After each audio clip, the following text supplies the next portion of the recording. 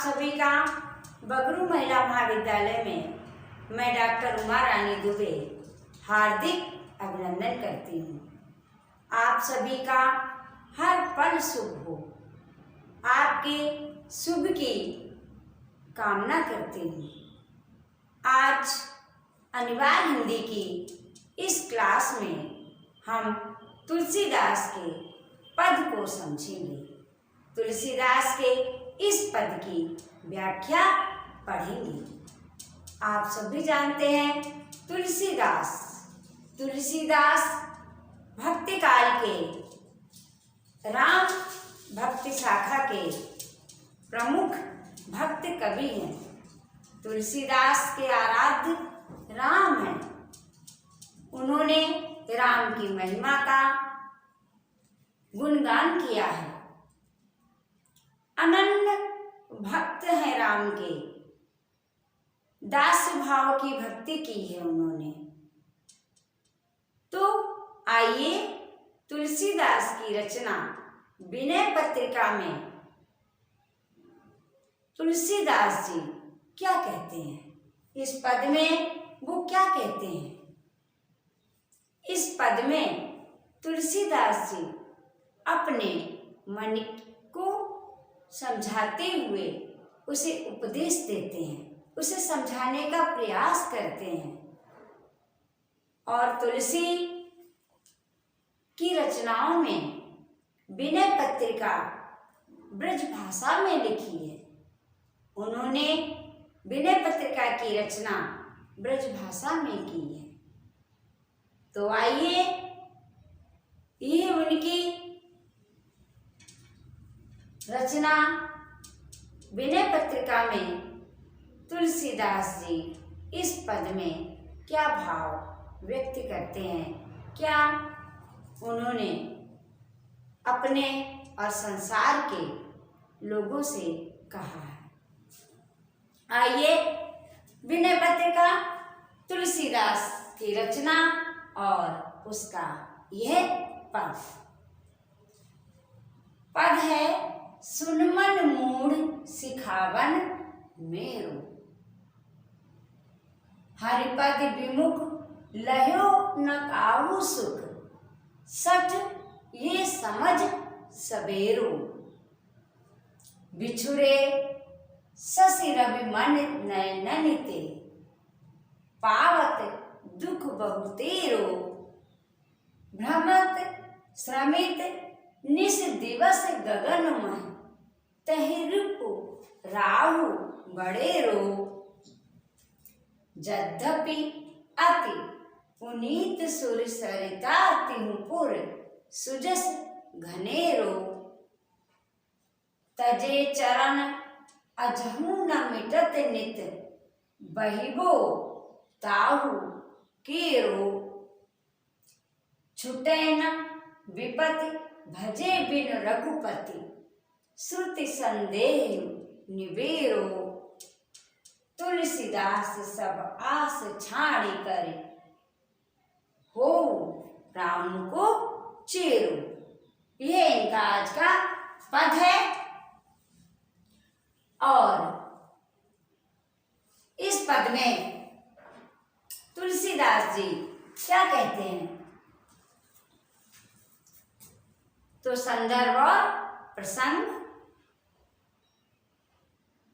यह पद तुलसीदास जी द्वारा रचित विनय पत्रिका से अवतरित है। इस पद में तुलसीदास अपने मन को और संसार की विषय वासनाओं में फंसे हुए लोगों को समझाते हैं, उन्हें समझाने का प्रयास करते हैं। उनसे कहते हैं कि राम से विमुख होकर किसी को भी आज तक सुख की प्राप्ति नहीं हुई। तो अब व्याख्या करेंगे।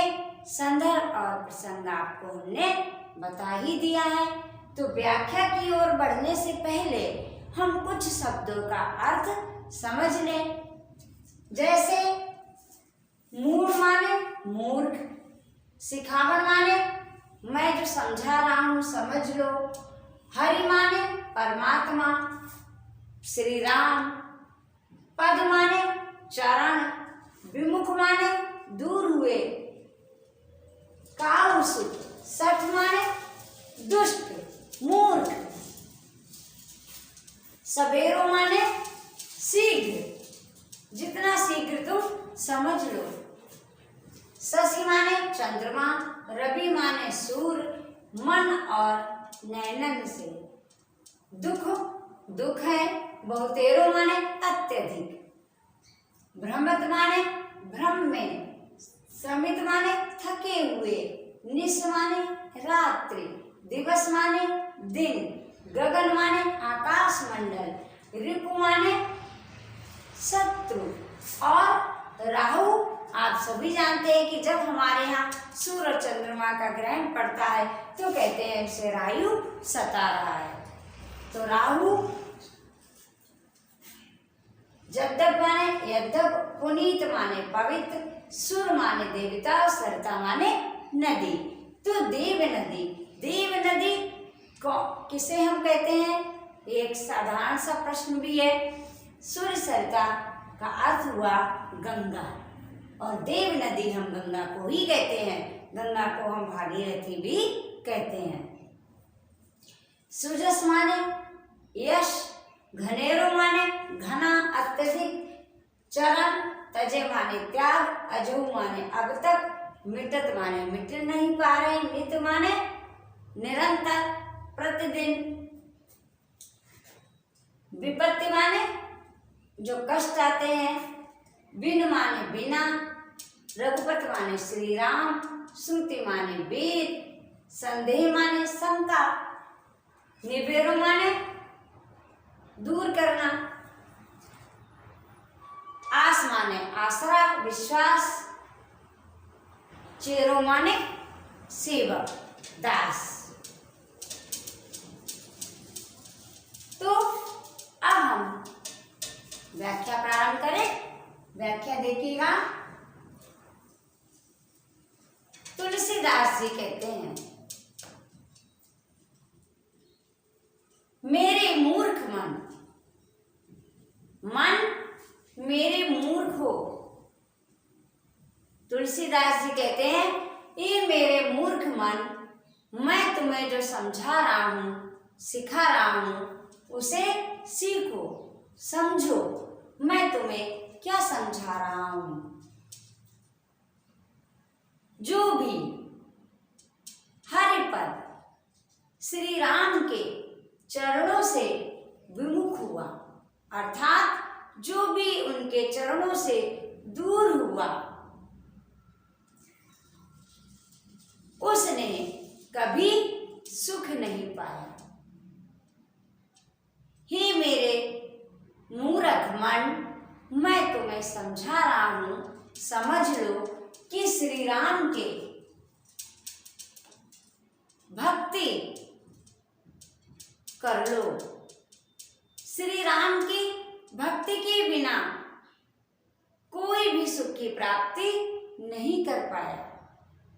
जो भी श्री राम के चरणों से दूर हुआ, विमुख हुआ,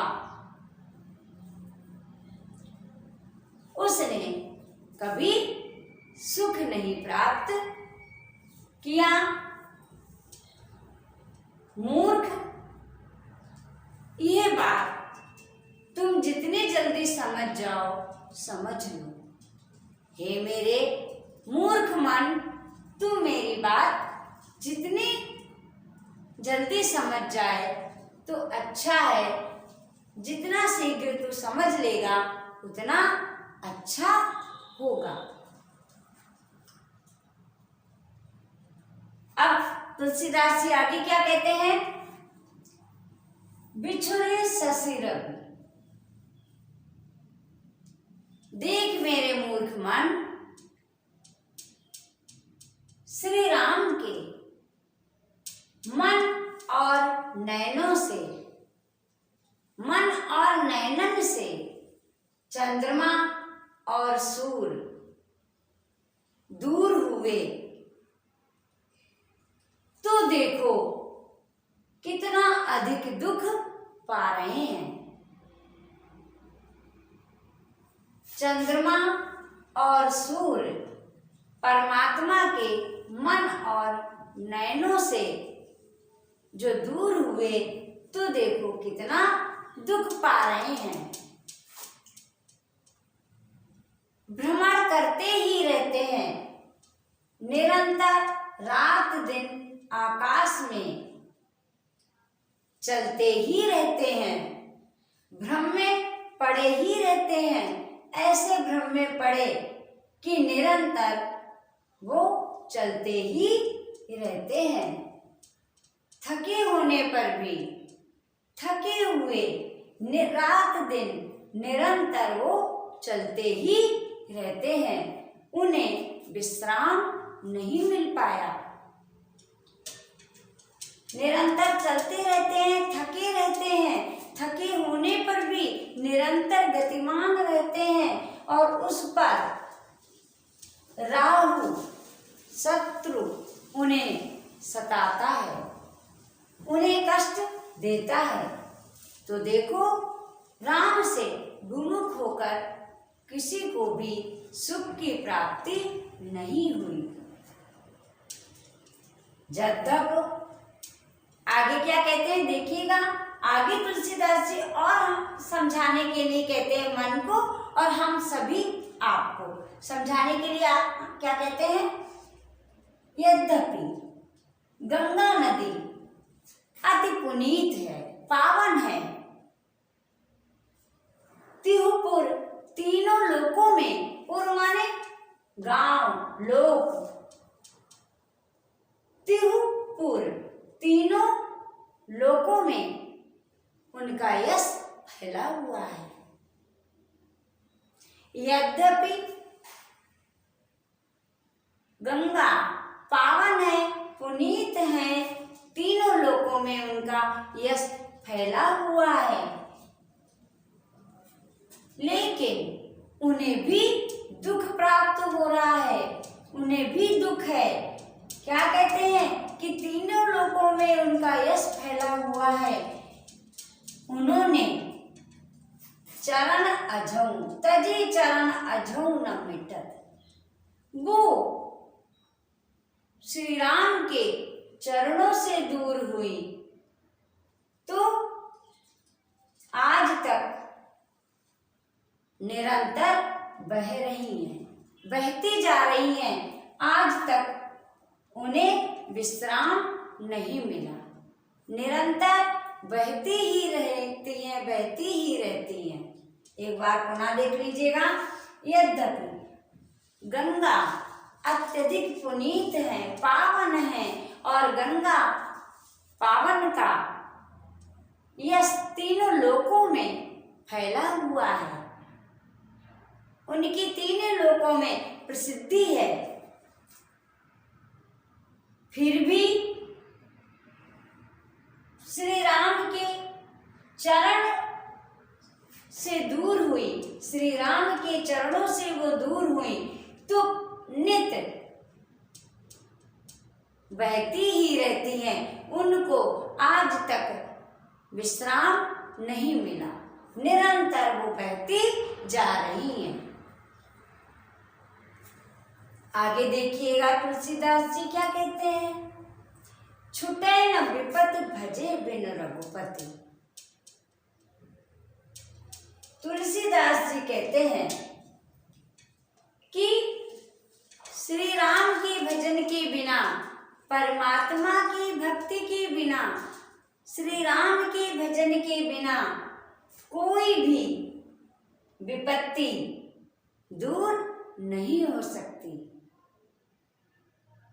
क्या कहते हैं तुलसीदास जी कि श्री राम के भजन के बिना, भक्ति के बिना कोई भी विपत्ति दूर नहीं हो सकती और इसमें कोई संदेह नहीं है। अगर तुम्हें कोई संदेह है तो श्रुति अर्थात वेद भी यही बात कहते हैं। श्रुति संदेह निवेरो, अर्थात वेदों में भी ये कहा गया है कि भगवान के भजन के बिना विपत्ति दूर नहीं होती। तो हम यहाँ क्या लिखेंगे? श्री राम के भजन के बिना कोई विपत्ति दूर नहीं हो सकती।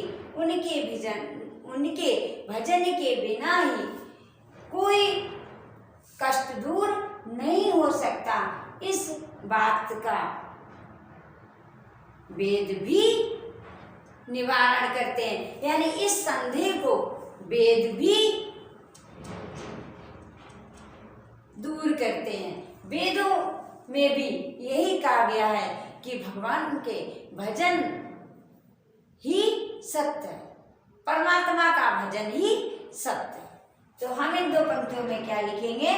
तुलसीदास जी कहते हैं कि श्री राम के भजन के बिना कोई विपत्ति दूर नहीं हो सकती, इसमें कोई संदेह नहीं है। वेद भी यही कहते हैं, इसलिए कोई संदेह न करो, इस बात को सत्य मानो। भगवान की भक्ति ही सत्य है। तुलसीदास जी कहते हैं सब आस छाड़कर, यानी जो हम संसार के उलझाओं में उलझे रहते हैं, विषय वासनाओं में पड़े रहते हैं, तो तुलसीदास जी कहते हैं कि सब आस छाड़कर एक परमात्मा का आसरा करो, श्री राम की शरण में जाओ, उनका भजन करो। तुलसीदास जी कहते हैं कि सब आस छोड़कर हम तो श्री राम के दास हैं, हम तो श्री राम का ही आसरा करते हैं, मैं तो उनका दास हूं। आगे समझ में? तो अंतिम पंक्तियों का अर्थ बड़ा गहरा है अगर समझा जाए तो, कि संसार की सभी वस्तुएं अपनी अपनी जगह जीवन में महत्वपूर्ण हैं, लेकिन जो सबसे अधिक महत्वपूर्ण है वो है कि सारे कार्य करते हुए परमात्मा का भजन भी करना चाहिए। यही इसका सार है जीवन का। तो तुलसीदास जी क्या कहते हैं कि भगवान के भजन के बिना कोई विपत्ति दूर नहीं हो सकती, और इसमें कोई संदेह न करो। कोई संदेह नहीं है, क्योंकि वेद भी इस बात को कहते हैं कि परमात्मा का भजन ही सत्य है। तुलसीदास जी कहते हैं कि सभी आस छोड़कर परमात्मा का भजन करो, उनकी शरण में रहो। मैं तो सभी का आसरा छोड़कर परमात्मा की श्री राम की शरण में हूँ, मैं तो श्री राम का दास हूँ, वो मेरे स्वामी हैं, मैं तो उनका दास हूँ। ये आपकी व्याख्या है। व्याख्या आपने देखी, समझ ली। अब व्याख्या के बाद हम क्या लिखते हैं? विशेष। तो विशेष में हम क्या लिखेंगे? नंबर 1 पर अलंकार। अलंकार देखिएगा, इसमें क्या क्या है? अनुप्रास अलंकार है। नंबर 1 पर बिंदु में क्या लिखेंगे हम? अलंकार। अलंकार में कौन सा अलंकार निकल के आया सामने? अनुप्रास अलंकार। अनुप्रास अलंकार कैसे समझेंगे?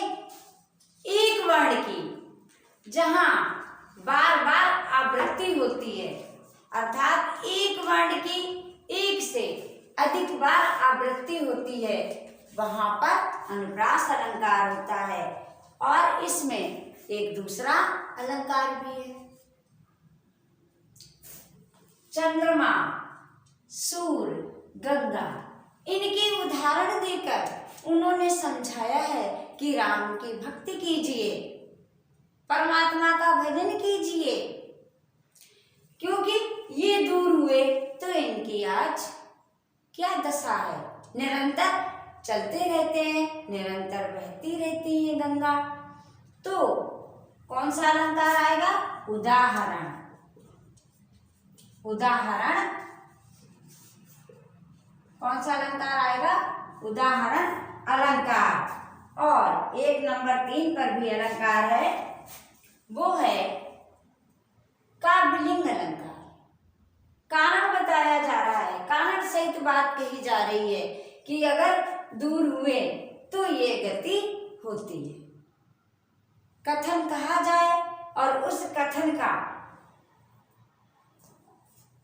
दूसरा कथन पुष्टि करे। एक सत्य कहा जाए, उसके लिए उसकी सत्यता की पुष्टि कथन करे तो काव्यलिंग अलंकार है। सीधा सा आप तो समझ लो कि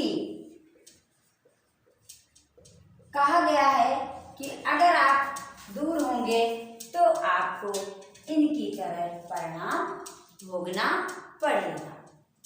अब हमारा अगला बिंदु क्या आएगा? अगला बिंदु आएगा सूर्य, चंद्रमा, गंगा का जो उदाहरण दिया है, उनका उदाहरण देकर तुलसीदास ने वेद का भी उल्लेख कर दिया। तो हम कैसे लिखेंगे? सूर्य,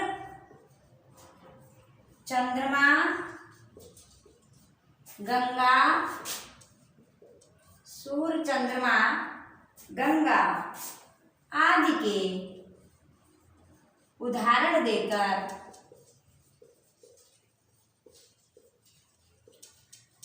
सूर्य, चंद्रमा, गंगा आदि के उदाहरण देकर प्रमाण रूप में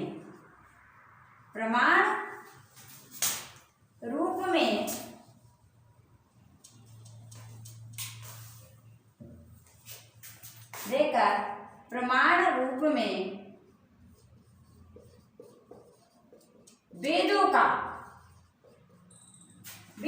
उल्लेख किया है। वेदों का उल्लेख कर श्री राम की भक्ति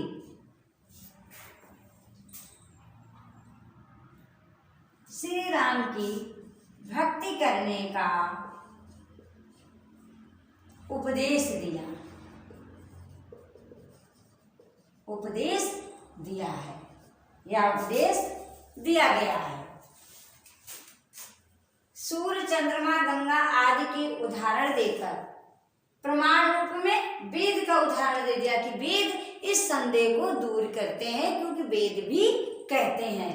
तो प्रमाण रूप में वेदों का उल्लेख कर श्री राम की भक्ति करने का उपदेश दिया है इस पद में तुलसीदास जी ने।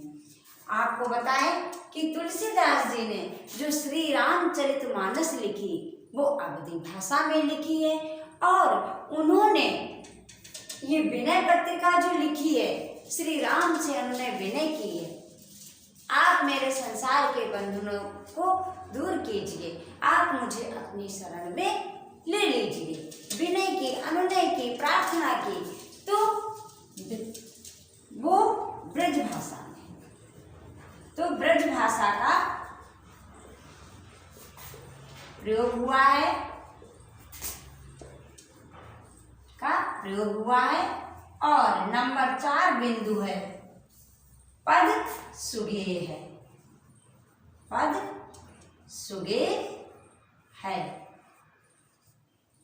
और अंत में कहते तुलसीदास सब आस छाड़ कर हो राम को चेरो, यानी तुलसीदास जी कहते हैं कि आप सभी आसरा छोड़कर एक राम का आसरा करें, श्री राम के चरणों की सेवा करें, उन्हीं के सेवक बने।